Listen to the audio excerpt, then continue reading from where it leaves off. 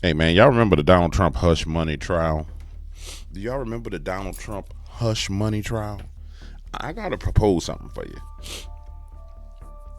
Um,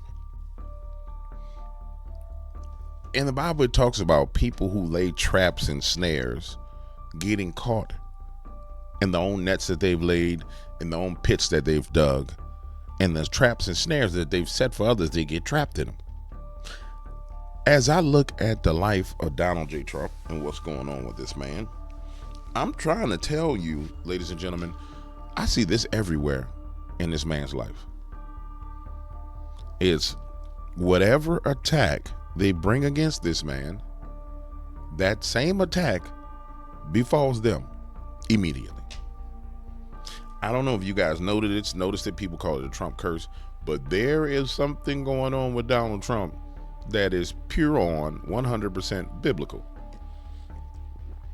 Some people may say, oh, he's evil. Okay.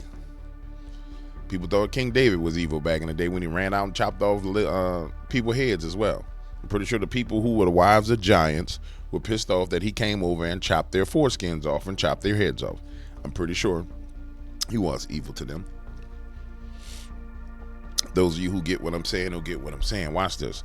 thDoug, Emhoff, paid $80K hush money and never was prosecuted. So, let's frame this conversation like this. There was this reframing of manhood that was going on with this election. You heard him saying the talking points, that it was a juxtaposition between masculine men like Trump and Vance and men like Waltz and Emhoff, who were satisfied with being in a supporting role to a strong woman. Go back and look at the news. That's the narrative they were creating. That was the juxtaposition they were creating.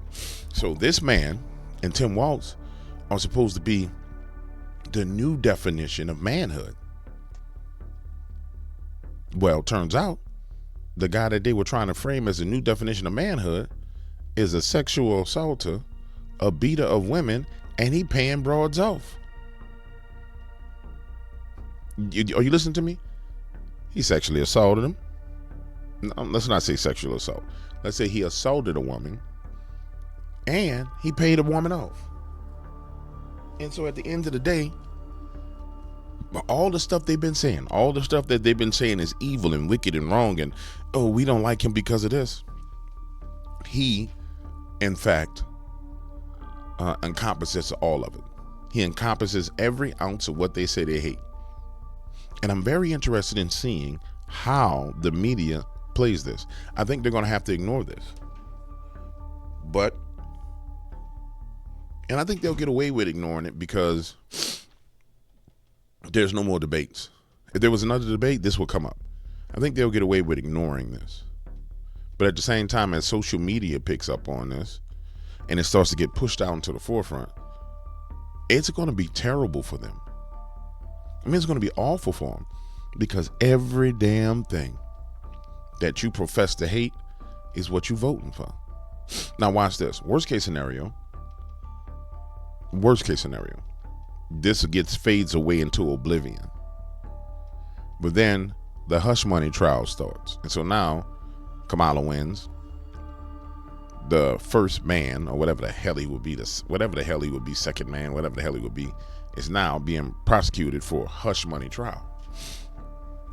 I mean, it happened with Stormy Daniels. I don't see why it wouldn't happen to him.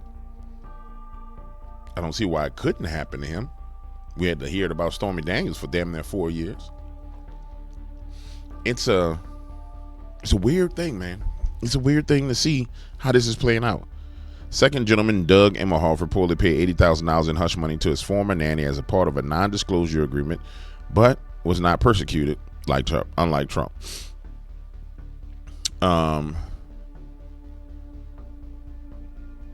Former President Donald Trump was prosecuted in New York and convicted of 34 counts for failing to list payments, NDA payments, to porn star Stormy Daniels, aka Stephanie Clifford, as a campaign expense. He denies the affair. Democrats, including Emhoff's wife, Vice President Kamala Harris, have referred to Trump as a convicted felon referring to the New York case. Yet Emhoff too allegedly paid hush money. The UK Mail Daily revealed in August that Emhoff's first marriage broke up because of his affair with the family nanny, whom he allegedly impregnated. The affair was hidden during Harris's Senate and presidential campaigns. Emhoff acknowledged the affair on CNN once the story broke. Let's see if they're going to have the... So he did acknowledge it. Stop it. CNN exclusively obtained a statement from Doug Emhoff about that affair. Of course, this was after alleged details of that relationship were published by a British tabloid. And in his statement, he says, quote, "During my first marriage, Kirsten and I went through some tough times on account of my actions. I took responsibility, and in the years since, we worked through things as a family and have come out stronger on the other side." Now, that British tabloid, the Daily Mail, had reported that Emhoff had a relationship with his then young daughter's teacher, which resulted in the end of his first marriage. Now, 4 years ago, sources tell us this came up in the vetting process for President Biden. He was searching for his running mate and considering Vice President Kamala Harris. We're also told that this relationship ended years before he started dating his now wife, the Vice President Kamala Harris, and that he was also told her about it before they got married. Now, we should also note that we did get a statement. That don't matter. When you told her about it, don't matter. He says that he is a great... What matters is the boy that laid up here and paid that hush money. No, that's not how it worked. That's not how it worked. When don't matter. How long ago don't matter, because y'all made it this way. That boy done paid that hush money. Let me go back to this. So clearly he acknowledged it, ladies and gentlemen. Emhoff acknowledged the affair on CNN once the story broke, but did not mention impregnating the nanny or the fate of the child. Democrats and the media nonetheless praised Emhoff for reshaping the perception of masculinity. Yes, this is the most important thing I want you guys to understand. This attack on men in this reshaping of masculinity, where every man is weak, every man is like a thDoug, or every man is like a Tim Walz. And if you looked at Tim's eyes during that debate, you know you don't want to be nothing like him. On Wednesday, the Daily Mail reported that Emhoff had forcibly slapped a girlfriend in 2012.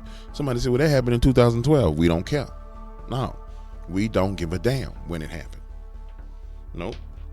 Because y'all don't play by y'all. We playing by the rules y'all play by. We don't give a damn if it happened when he was in the 7th grade. For example, what's my boy's name? The guy that's running in North Carolina, the preacher. Y'all know the preacher in North Carolina they just recently attacked over allegedly posting things on the internet 10 years ago and saying that when he was in high school, he liked taking a look at girls. CNN came out with that whole damn story and ran with that story to try and destroy this man's reputation in his campaign. So I don't give a flying flip if this happened. This shit could have happened in 2004. Don't care. Nobody should care at this point in time, because the rules of engagement are that it doesn't matter. It's blood sport. You use whatever you can use. So 2012, throw that out of the window. As far as I'm concerned, make it like it happened today, which prompted her to leave him. It added that Emhoff allegedly paid the nanny a settlement of about $80,000 and had the nanny sign a non-disclosure agreement. It was not clear when the amount was paid or over what period of time. The nanny lives in New York, where Trump was prosecuted. Emhoff divorced his first wife in 2009 and married Kamala Harris in 2014. She ran for Senate in 2015 to 16. It's not clear if Emhoff has had an NDA with the alleged victim of his assault. Her story has not emerged until now. The Daily Mail sources are all the alleged victim's friends. She herself declined to comment. That's because she's got a non-disclosure agreement. But her friends came out to talk. Yeah. And her friends ain't on no NDA. Yeah. This boy's a woman beater. The boy's a woman beater. I mean, he hauling off, smacking the piss out of women. Yeah. I'm interested in seeing how the media handles this, because we got to believe all women, man.